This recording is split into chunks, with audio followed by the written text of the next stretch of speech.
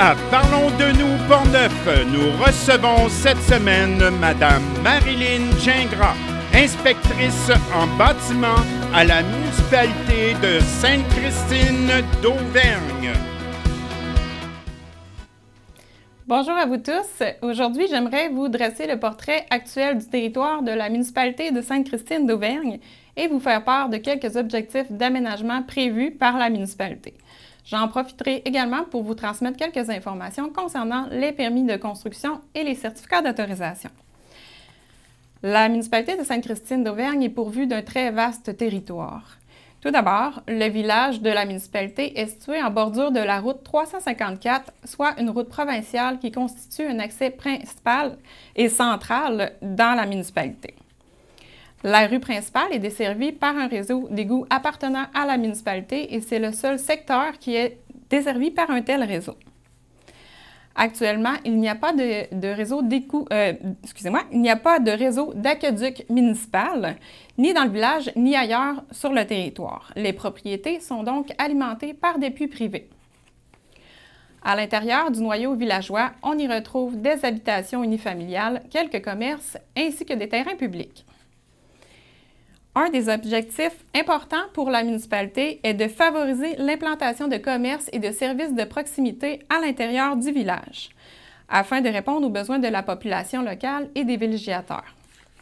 Plusieurs terrains restent d'ailleurs à développer. Donc, si vous avez une entreprise, si vous démarrez une entreprise ou si vous souhaitez relocaliser votre entreprise existante, vous pouvez communiquer avec nous afin de voir les options possibles. Mis à part le village, la municipalité a la particularité de posséder plusieurs lieux de concentration d'habitation dispersés sur son territoire. Les boisés de la Peyreau ainsi que le domaine Alouette constituent deux développements résidentiels situés à proximité du village.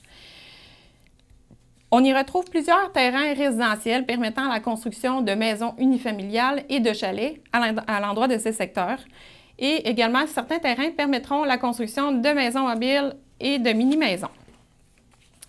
Dans ces deux secteurs, les rues sont publiques, donc entretenues et déneigées par la municipalité.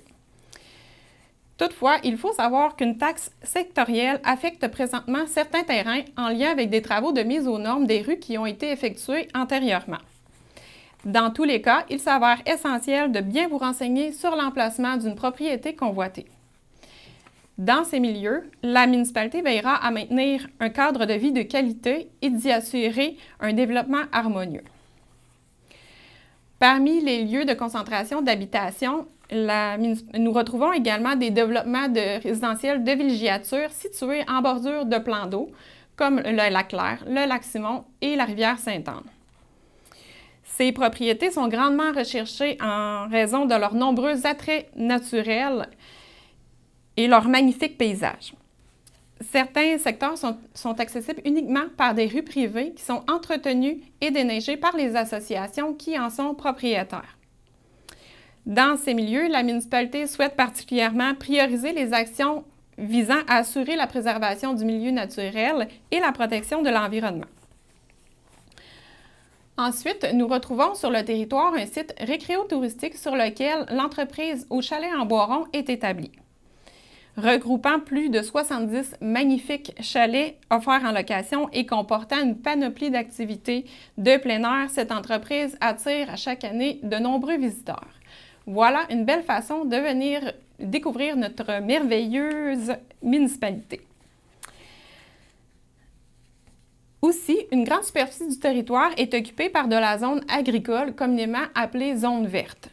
Les activités agricoles comme la culture des sols, la garde d'animaux de ferme ou encore l'exploitation forestière sont des activités qui seront préconisées à l'intérieur de ces secteurs. Si vous souhaitez acquérir une propriété en zone agricole, vous devez donc en tenir compte. En dehors de la zone agricole, une grande portion du territoire est aussi occupée par des forêts.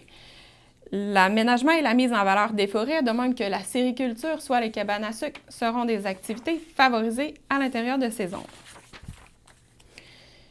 Finalement, la municipalité possède également deux zones industrielles qui sont actuellement occupées par des industries existantes, soit Cédrex et Charbon-Bois Feuilles d'érable. Deux sablières en exploitation sont également présentes sur le territoire. Donc, le maintien des entreprises existantes s'avère un objectif important pour la municipalité. Voilà pour la vue d'ensemble de notre vaste territoire.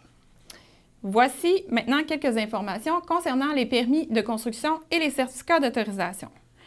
La plupart des travaux de construction nécessiteront un permis, comme par exemple l'ajout, l'agrandissement ou la modification d'un bâtiment, l'ajout de fondations, galeries, toitures, piscines, de même que la construction d'une installation septique ou d'un puits. La durée de validité d'un permis est de 12 mois, à l'exception du permis de construction principale, comme une maison ou un chalet, où la durée sera de 24 mois. Pour le certificat d'autorisation, il sera requis pour l'ajout ou la modification d'un usage dans un bâtiment, la réparation, démolition ou déplacement d'un bâtiment, de même que la construction d'une clôture ou l'abattage d'arbres. La durée de validité du certificat d'autorisation est généralement de 6 mois. Le coût des permis et des certificats sont variables en fonction de la nature des travaux.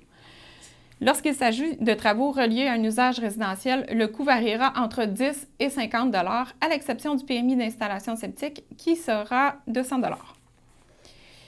Finalement, lorsque vous déposez une demande de permis ou de certificat, nous disposons d'un délai de 30 jours pour analyser votre demande. Il est donc important d'en tenir compte dans votre échéancier. Pour effectuer une demande de permis, pour obtenir de l'information sur la réglementation ou sur une propriété, nous vous invitons à communiquer avec nous. Il nous fera grandement plaisir de vous aider dans l'élaboration de votre projet. Merci et au plaisir de vous rencontrer.